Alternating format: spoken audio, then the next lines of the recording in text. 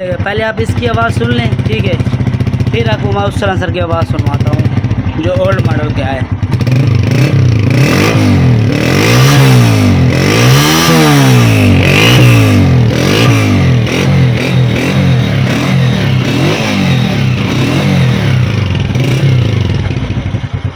ये देखिए, जो बंदे बोल रहे हैं ना अभी सलेंसर लगाने के बाद भी आवाज़ सही से नहीं आ रही, अभी मैं आपको लगा के अब ओल्ड मॉडल का दिखाता हूँ। ये देखें, ये ओल्ड मॉडल का जो सलेंसर है ना, ये मैंने आपको पहले एक पिछली वीडियो में बताया था कि जो भी आप ओल्ड मॉडल का सलेंसर लें वहाँ पे देखें AHL 3KYH जो 3 नंबर सलेंसर का होता है, उसका साउंड अच्छा होता है, ठीक है। जिस बाइक में लगाएंगे आप उसका साउंड अच्छा आएगा। वहीं AHL 3 सलेंसर जो मैंने आपको नंबर बताया था ओल्ड मॉडल का, उसका साउंड सुनाता हूँ।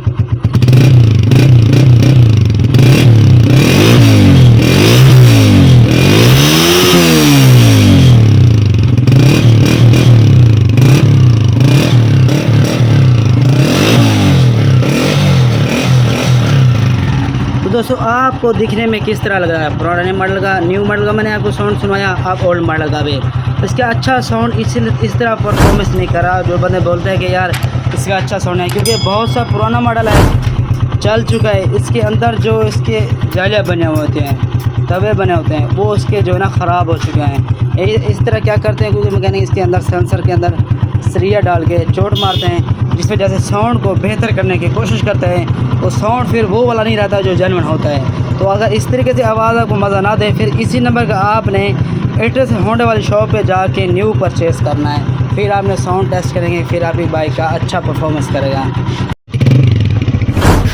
यहाँ पे देखें AKYH ओरिजिनल सेंसर है, इसका साउंड सुने आप।